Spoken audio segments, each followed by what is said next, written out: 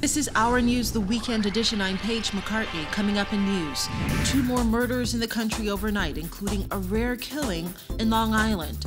The Legal Affairs Department vows to clamp down on people making political death threats. A former cabinet minister questions government's priorities regarding new bills headed to Parliament, and why 3 schools won't be welcoming students this week for back to school.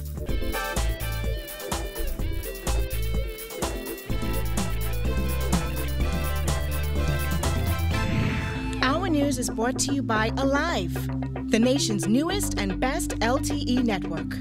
Good to be alive. Welcome back to Our News, the weekend edition. A murder rocking the quiet community of Long Island today. Police say it was just before 2 a.m. that a woman on Long Island was murdered by a cutlass-wielding man.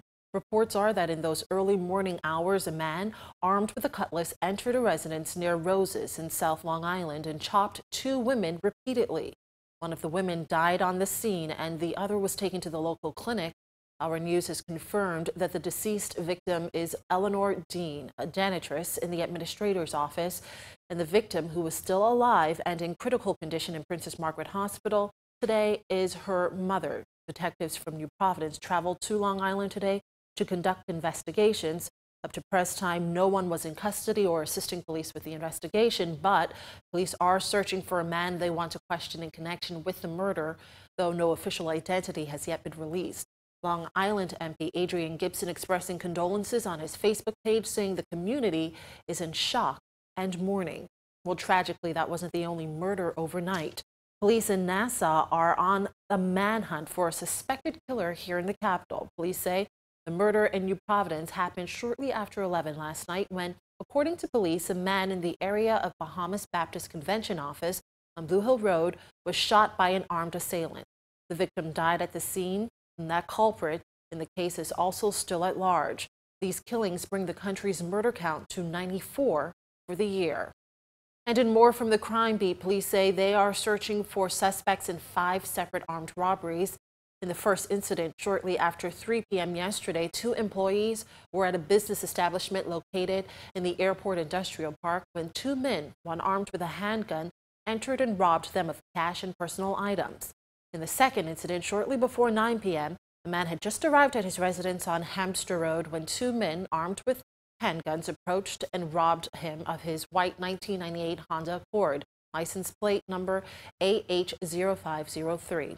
In the third incident, shortly after 3 this morning, a man had just arrived at his residence on Pyfrom Road when 3 men armed with handguns approached and robbed him of his blue 2013 Honda Civic, license plate AC9702.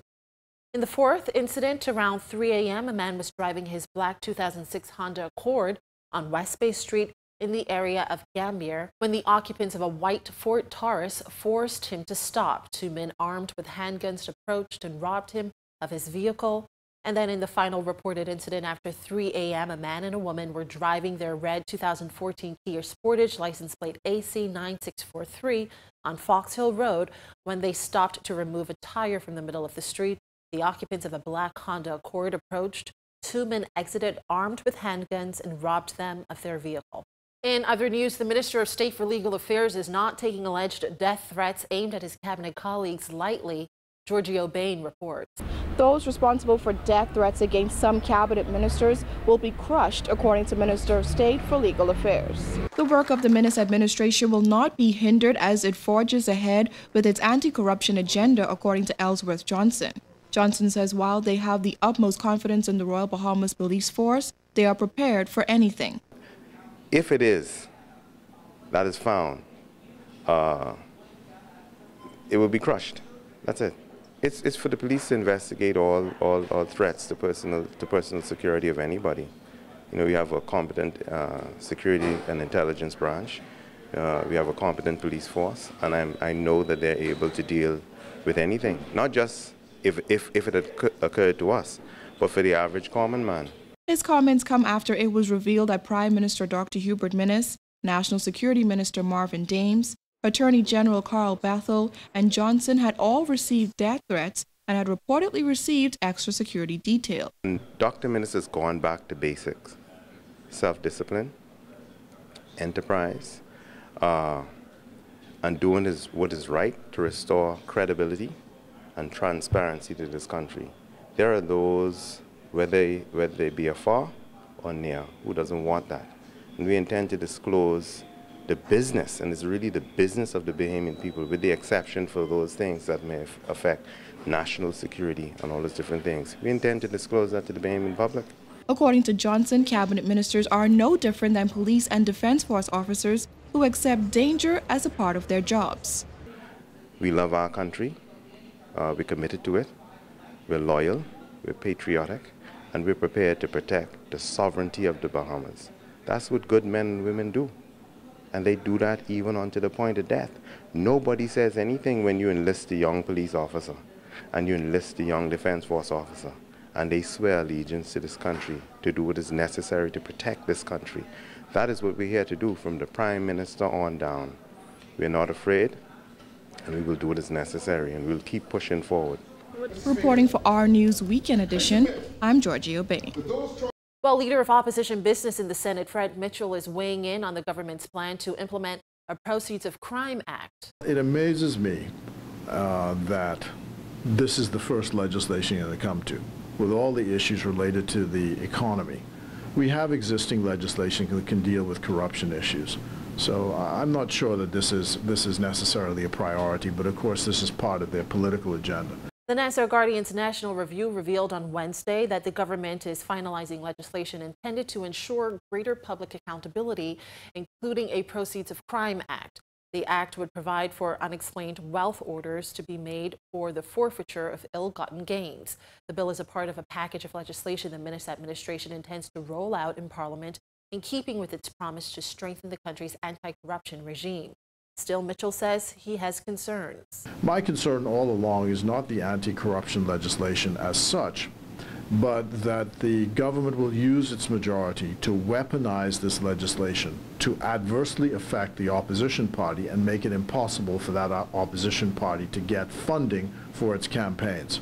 So we have to look at the specifics, because I saw some measures about confiscating the monies which people get in a country where there's no campaign finance laws. This, to me, is ridiculous on the face. But we have to look at the details, see what the legislation actually says before we're actually able to properly respond to it.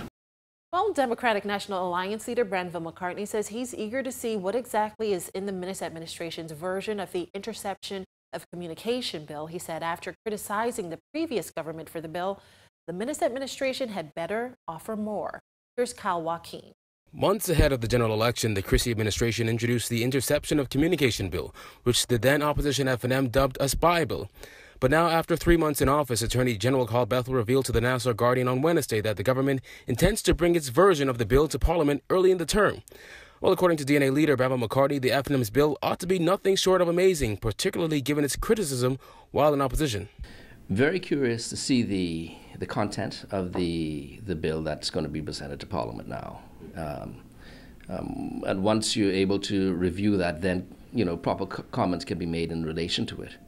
I do know that the government today, which was the opposition, was highly critical of the last bill, the spy bill. I had some concerns on that as well.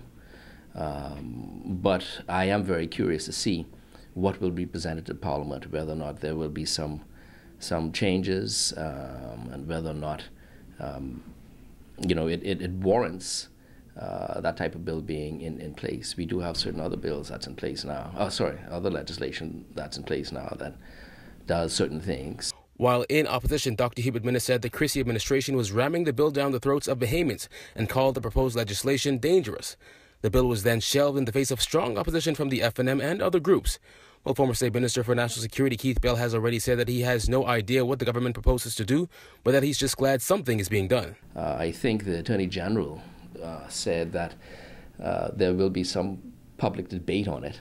So that probably tells me that it's probably going to be very similar in nature to what it was previously. So we have to see. Let's see what it is first, and then we could probably comment on it. But as for whether having public forums and town hall meetings on the bill is necessary, McCartney said, there was a lot of public discussion on it already.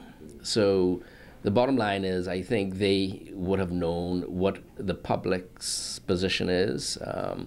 No doubt they would have had all the information from the previous administration, I would assume, as to the input from different sectors. And, you know, they've obviously made a decision as to which direction to go. So let's see how it turns out. For our news, I'm Kyle Joaquin. And the Ministry of Education says 3 schools aren't ready to welcome students for the start of the new school year.